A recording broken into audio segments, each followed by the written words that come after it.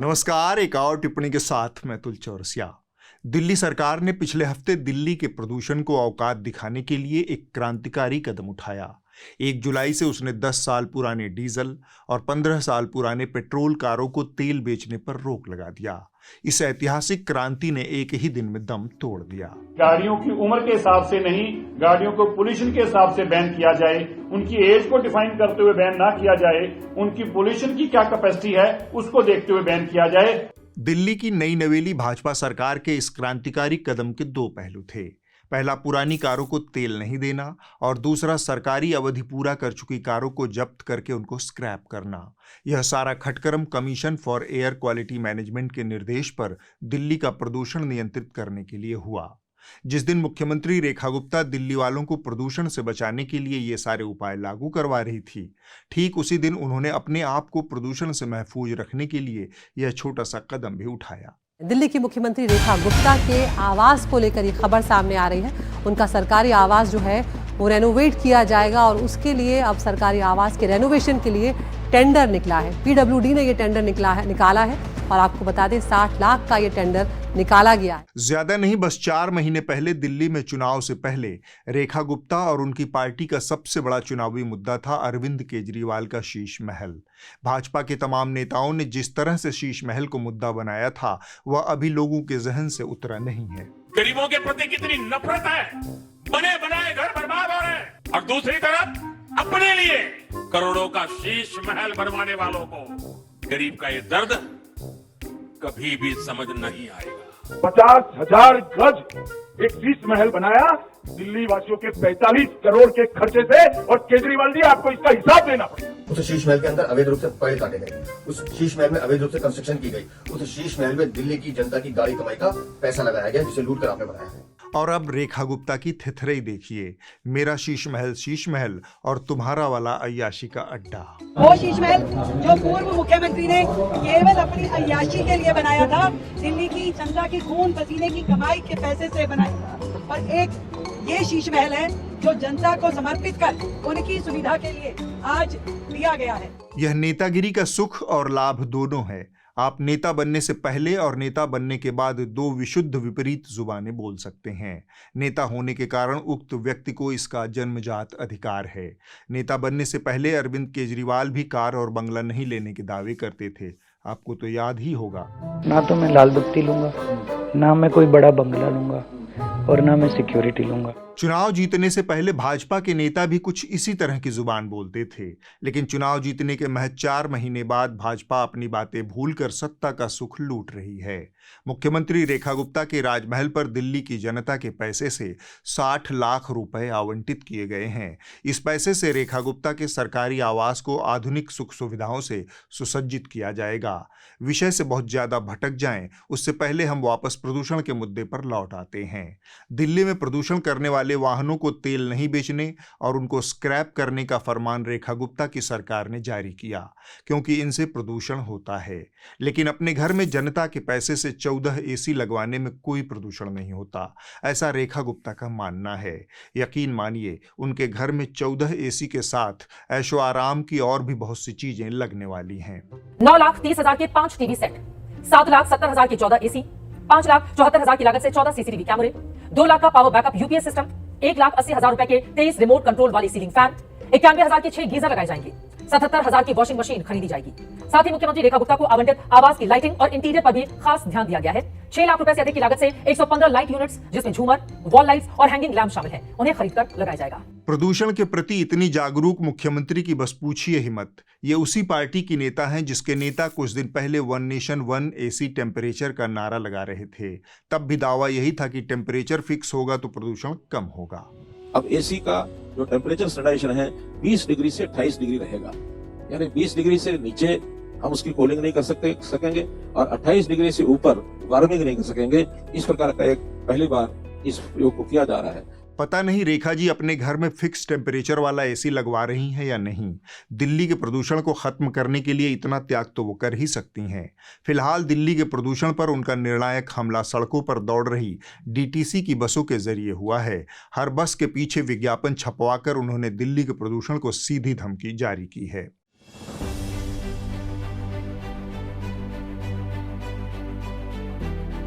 देवी की कृपा हमेशा दिल्ली पे बनी रहे और दिल्ली अब सर्वाइवल की नहीं प्रगति की कहानी लिखे, प्रगति की ओर बढ़े।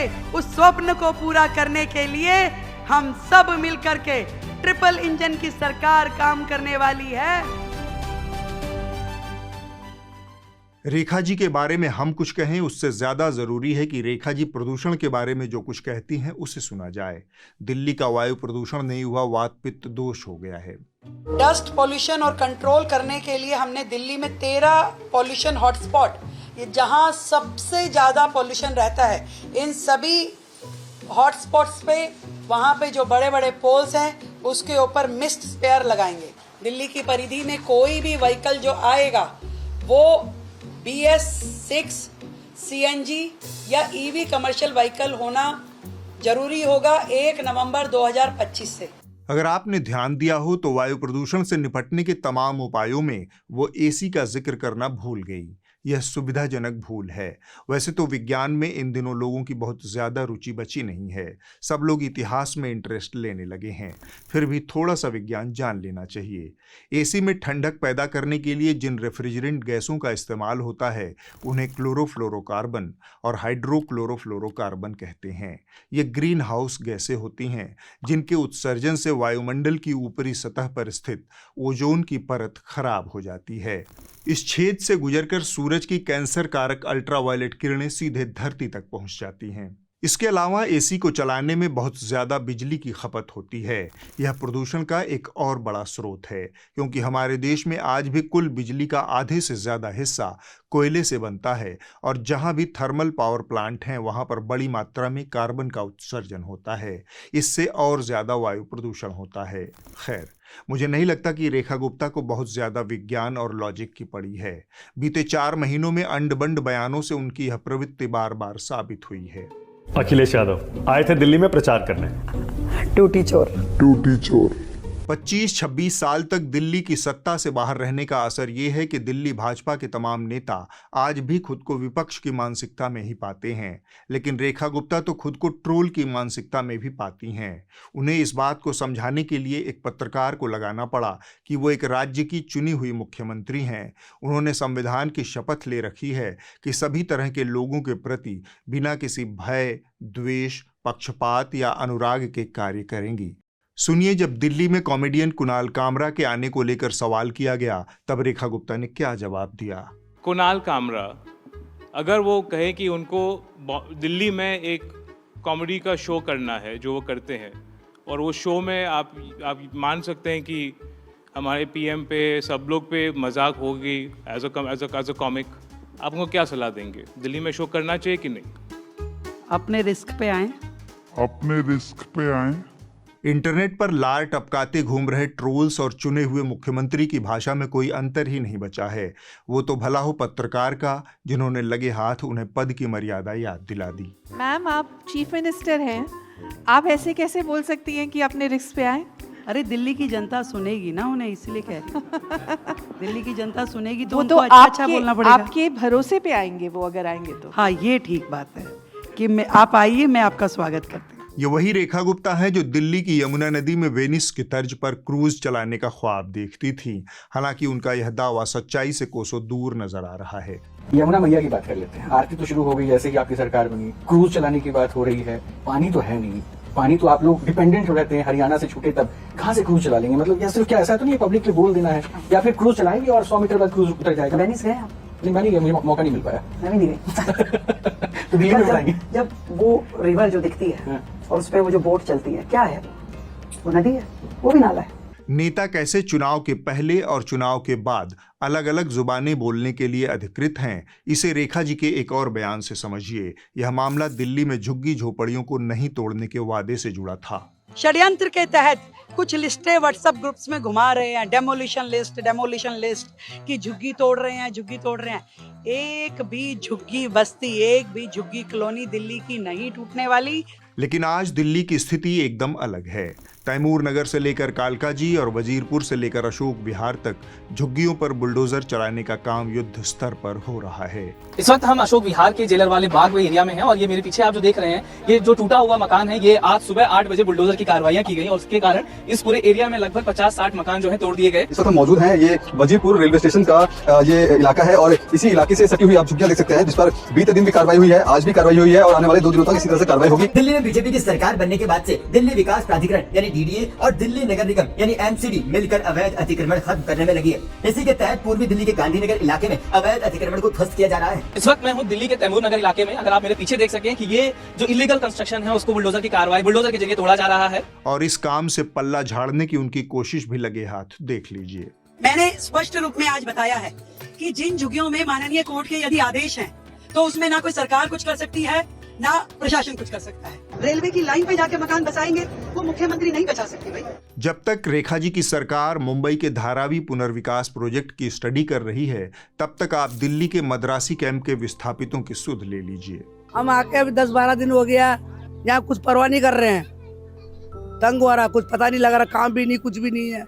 नरेला में हाँ। लोगों को मिला, कह रहा कोई बाथरूम सही नहीं है, कोई पानी सही नहीं है, बस नहीं है वहाँ, कोई उधर कोई बच्चों को पढ़ाई नहीं बोल रहे हैं। हम इधर ही रहने चाहते हैं। अभी क्या तोड़ दिया, हम कहाँ जाएंगे बेटा। मोदी भी यही बोला, कहाँ मकान है, उधर बिल्डिंग बोल रहा था, कहाँ 2,500 देंगे, वो भी बोल रहा था, नहीं दिया। ऐसे झूठ बोल के वोट ले लिया हम लोग से। कस्मे वादे प्यार वफा सब वादे हैं, वादों का क्या। इसी फिलॉसफी में यकीन करते हुए दिल्ली की बारिश और जल जमाव की समस्या पर रेखा जी के सदवचन भी सुन लीजिए। ने कहा कि बारिश के टाइम पे पानी नहीं भरेगा सड़कों पे। इस साल 25-25 में नहीं भरेगा, 26 में नहीं कि 29 में। इधर डेडलाइन सेट करते चलिए ना। बिल्कुल 2025 में ही आपको वो दिखने लगेगा कि आज जहाँ जहाँ जिन पॉइंट्स पे पानी भरता था, उसके लिए प्रॉपर मैनेजमेंट हुआ है, उसके लिए प्रॉपर कॉल ली गई है। इस क्रांतिकारी दावे के महीने भर के भीतर दिल्ली में पानी ने रंग दिखा दिया। हालांकि पानी का कोई रंग नहीं होता, फिर भी उसने रंग दिखा दिया। उसके ऊपर रेखा जी ने जो रंग दिखाया वह भी देख लीजिए। पानी आना नेचुरल है, पर नीचे कोई तवा तो नहीं लगा कि भाई ऊपर से जाएगा और नीचे इवेपोरेट हो जाएगा। कहने का मतलब दिल्ली एक प्रचंड बकलोली का शिकार हो चुकी है। पिछली सरकार भी दिल्ली को पेरिस बनाने के ऐसे ही झुंझुने पकड़ा रही थी, खासकर प्रदूषण से निपटने के लिए। रेखा जी उससे 2 कदम और आगे ले जा रही हैं। लगता नहीं कि उनकी सरकार ने पिछली सरकारों से कुछ सीखा है, बस झुंझुने का नया सेट आ गया है। झुग्गियां टूट रही हैं, सड़कों पर पानी भर रहा है और प्रदूषण जस का तस बना हुआ है। रेखा गुप्ता से आगे दिल्ली की वह जनता है जिसके लिए वायु प्रदूषण की समस्या जीवन मरण का प्रश्न है। इससे जुड़ा हमारा एक अभियान है हवा का हक, फाइट टू ब्रीथ, जिसके बारे में हमारे सहयोगी आपसे कुछ कहना चाहते हैं। दिल्ली की खराब हवा से लड़ने के लिए एक नई पॉलिसी आई थी। कहा गया 10 साल पुराने डीजल और 15 साल पुराने पेट्रोल की गाड़ियों को अब फ्यूल नहीं मिलेगा।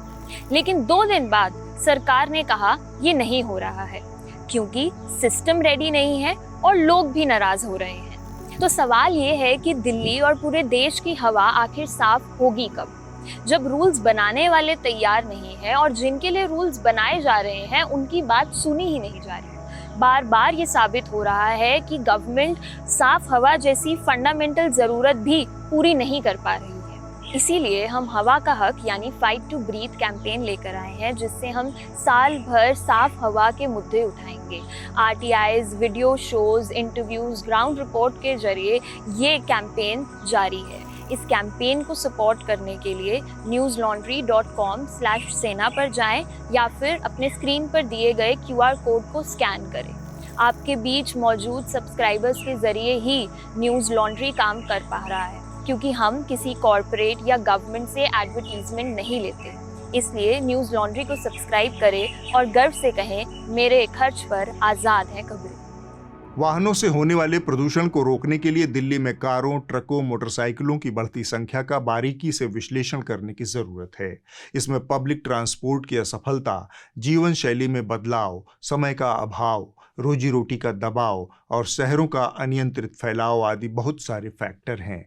दिल्ली की तमाम सरकारों ने केंद्र की सरकारों ने और अदालतों ने इन तमाम चुनौतियों और समस्याओं को सामूहिक रूप से संबोधित नहीं किया है। लिहाजा कभी यह ऑड इवन, कभी तेल नहीं देने, कभी पानी छिड़कने, कभी एयर प्यूरिफायर लगाने, कभी वाहन स्क्रैप करने जैसे झुंझुने के रूप में सामने आता है। ये सब छोटे और तात्कालिक उपाय हैं। इनमें दिखावा अधिक है और दूरगामी योजना शून्य है। लगे हाथ दिल्ली में वाहनों को स्क्रैप करने वाली नीति की बात भी कर लेते हैं। इसके तहत दिल्ली और एनसीआर की सड़कों पर 10 साल पुराने डीजल और 15 साल से पुराने पेट्रोल के वाहनों को स्क्रैप कर दिया जाएगा। कोई भी सरकार अपनी नीतियां जनता का हित ध्यान में रखकर बनाती है, लेकिन इस नीति में सीधे सीधे कार कंपनियों का हित छुपा हुआ है।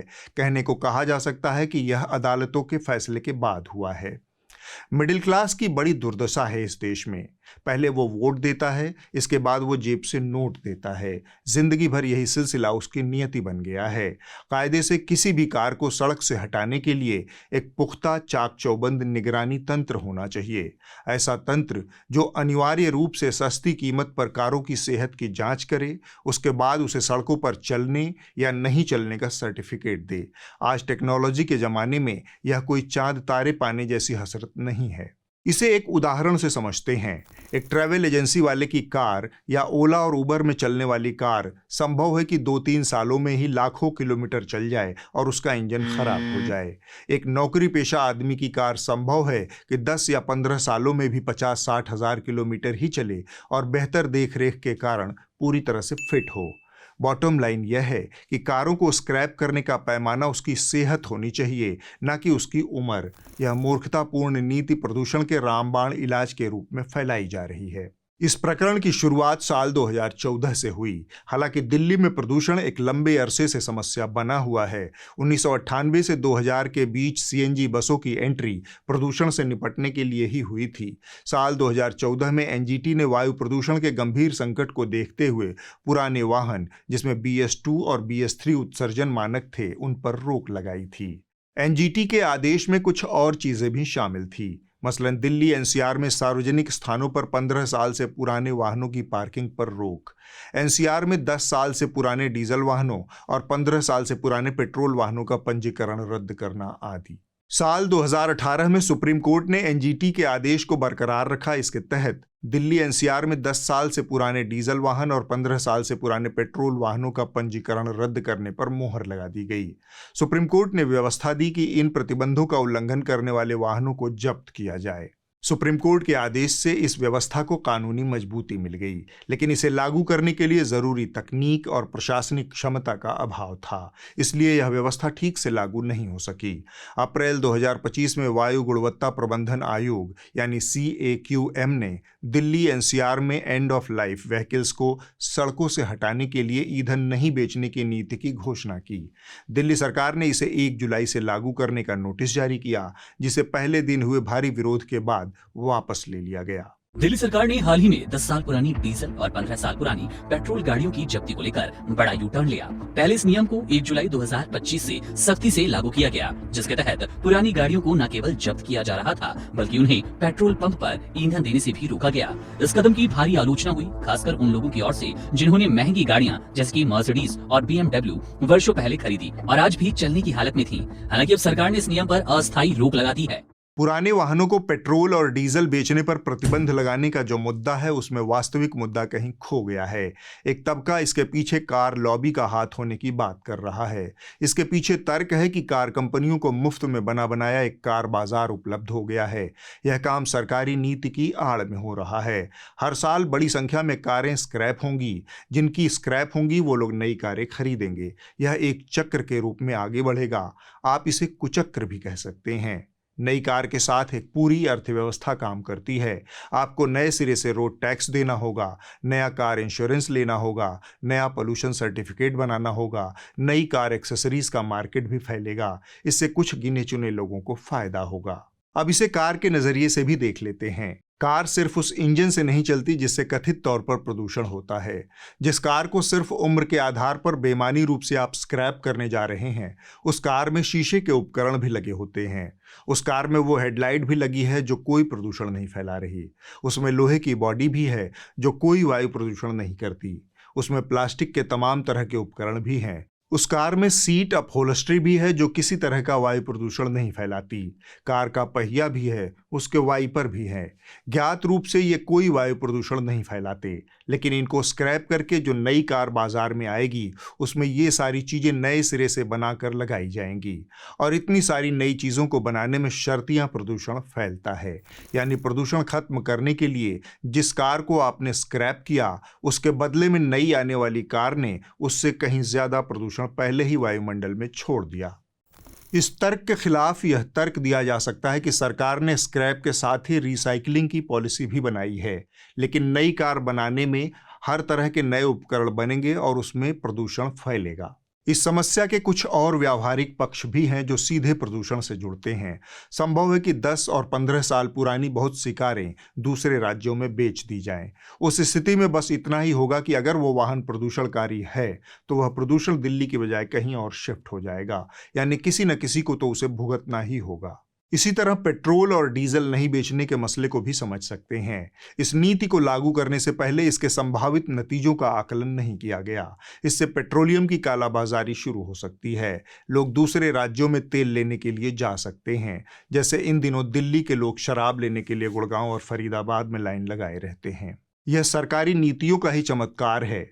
अब प्रदूषण बहुत हो गया, थोड़ा सा हम विषय बदल लेते हैं। बीते हफ्ते अभिनेता सुशांत सिंह राजपूत की पूर्व मैनेजर दिशा सालियान की मौत के मामले में मुंबई पुलिस ने हाईकोर्ट में एक हलफनामा दाखिल किया है। इसमें कहा गया है कि मेडिकल और वैज्ञानिक सबूतों में कहीं भी यह बात साबित नहीं हुई है कि दिशा की हत्या की गई या उनका यौन उत्पीड़न हुआ। एसआईटी का बॉम्बे हाईकोर्ट में हलफनामा सामने आया है और नहीं मिले किसी भी साजिश के सबूत, ये एसआईटी की तरफ से जांच के दौरान हलफनामे में कहा गया है। दिशा की मौत आत्महत्या से ही हुई है। एसआईटी की जो जांच रिपोर्ट है उसमें ये बात की पुष्टि की गई है। पोस्टमार्टम में मारपीट के कोई निशान नहीं मिले हैं। इस हलफनामे में शिवसेना उद्धव ठाकरे ग्रुप के नेता आदित्य ठाकरे को भी क्लीन चिट दी गई।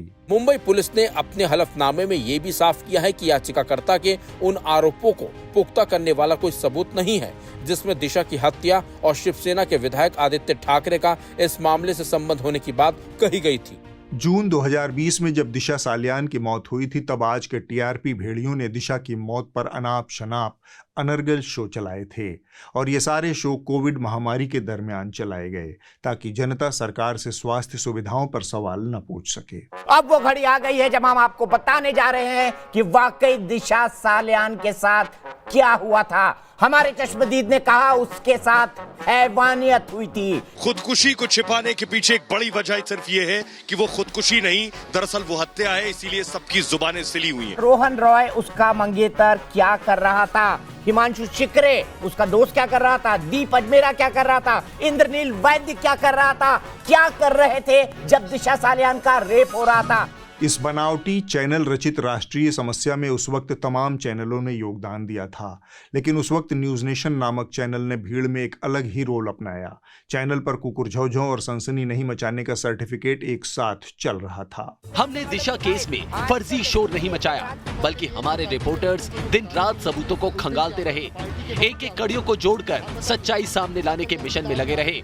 घटना की तह तक जाना है तो मौके पर मौजूद रहना बेहद जरूरी है और इसलिए मैं दिशा सलियान के घर पर आ गया हूँ। यहीं पर दिशा सलियान जो है उनकी लाश का पंचनामा हुआ था, लेकिन जो शक पैदा करती है थियरी मुंबई पुलिस की वो यही है कि वहाँ से अगर कोई गिरता है तो वो कंपाउंड वॉल क्रॉस करके अपनी सोसाइटी के प्रांगण से बाहर कैसे गिर सकता है। 2 पुलिस की गाड़ियाँ आई, ये आदमी भी ऊपर से झांक सकता है, सब कुछ कर सकता है, लेकिन एक बार आके ये नहीं बता सकता कि आखिर क्या हुआ था। तो कोई ना कोई तो ऐसा राज है जो ये लोग छुपा रहे हैं। न्यूज नेशन तो मृगछौना है। जहरवादी पत्रकारिता के असली हीरो पाखंड शिरोमणि तो सिर्फ एक ही हैं, अर्नब गोस्वामी। इनके चैनल रिपब्लिक भारत ने पागलपन और बेशर्मी की सारी सीमाएं उस दौर में तोड़ दी थी। No fact, no truth, just conspiracy and pure sensation. उस दिन किसी ने तो उनको देखा था, तो आपने देखा था उनको? मैम क्या आप बता सकते हैं क्या? 2 मिनट कुछ मालूम नहीं है, लेकिन ऊपर से सिर्फ गिरे इतना ही मालूम है और कुछ नहीं है। मतलब देखा सिर्फ तो हम लोग नीचे गए बस, बाकी कुछ नहीं। मतलब कुछ नहीं कुछ नहीं। इससे ये बात साबित होती है कि किस तरीके से दिशा को ऊपर से नीचे गिराया गया। जब देश कोरोना की महामारी से जूझ रहा था तब ज्यादातर चैनलों पर दिशा और सुशांत सिंह की मौत की आड़ में लफंगई चल रही थी। अर्नब के चैनल का सीधे दावा था कि दिशा की हत्या हुई है। देशवासियों, दिशा सालियान केस में जिस तरह से हर दिन नए सच सामने आ रहे हैं और वो साबित कर रहे हैं हर दिन कि दिशा को किसने मारा, ये सच्चाई अब जल्द आपके सामने आने वाली है और हम लेके आएंगे दिशा सालियान और सुशांत सिंह राजपूत की हत्या की ये कड़ी अब सामने आने वाली है देश की। तमाम बेसिर पैर की कॉन्स्पिरेसी थियरीज में एक थियरी जो चैनलों ने फैलाई वह थी आदित्य ठाकरे को लेकर। Aditya Thackeray is very scared of Republic. And Aditya Thackeray, you should be scared. I know Aditya Thackeray, you're scared. You're very scared because you are also, it seems to me, very scared about any deep investigation into the Disha Salian murder. I have just one question tonight. Where was Aditya Thackeray on the day Disha Salian was killed? Media की हालत तब से अब के बीच थोड़ा और बदतर हुई है। टीआरपी के लिए एक संवेदनशील मुद्दे में मसाला लगाना, बिना किसी तथ्य के थियरी गढ़ना, खोखले दावे करना, चीखना चिल्लाना और बिना किसी सबूत के किसी को भी दोषी ठहरा देना, जांच की दिशा को भटकाना, सियासी आकाओं के इशारे पर नाचना, यह सब आज भी जारी है। तब जिन चैनलों ने ये सारे फर्जीवाड़े किए, उन्होंने पुलिस की ताज़ा रिपोर्ट पर किसी से भी कोई माफ़ी नहीं मांगी है। अब आप इस हफ्ते की रिपोर्ट देख लीजिए। जो कही जा रही थी बातें कि अंदर में भी सोशल डिस्टेंसिंग। इस हफ्ते की रिपोर्ट न्यूज़ पोर्टली नामक यूट्यूब चैनल से है। यह रिपोर्ट असम के लखीमपुर जिले में स्थित नीपको बांध से जुड़ी है। इस बांध से छोड़े गए अनियंत्रित पानी की चपेट में आकर जिले के 243 गांवों में भारी तबाही हुई है। पूर्वोत्तर के क्षेत्र में नीपको सबसे बड़ी जल विद्युत परियोजना है। आरोप है कि नीपको ने बिना किसी पूर्व सूचना के डैम के सारे गेट खोल दिए, जिससे निचले इलाकों में तेजी से पानी भर गया। ये पानी लेवल इतना तक आया था, ये घर का सारा सामान डूब गया। यहाँ में धान चावल से लेकर सब कुछ डूब गया, कुछ भी बचा नहीं पाया। यहाँ का आदमी जैसे तैसे बच के एनडीआरएफ एसडीआरएफ करके आदमी लोग को बाहर किया है। पूरा खत्म हो गया घर का अंदर का सारा पानी आ गया सिर्फ आधा घंटा 30 मिनट पर यहाँ में 8-10 फुट पानी हो गया। मेरा फिशरी गया है और सागली गया है और भरल धान जो है ना गुच्छी का धान वो भी गया है। हम लोग एक दुख सुख से कर रहा है गांव में रह के, तब भी हम लोग को वो बार 43 का प्रोजेक्ट हम लोग को नेपको प्रोजेक्ट मतलब दिक्कत करते रहता है। बिना वार्निंग से पानी छोड़ देता है, हम लोग को कहीं भी इन्फॉर्मेशन नहीं मिलता है। अगले हफ्ते होगी एक और टिप्पणी। नमस्कार।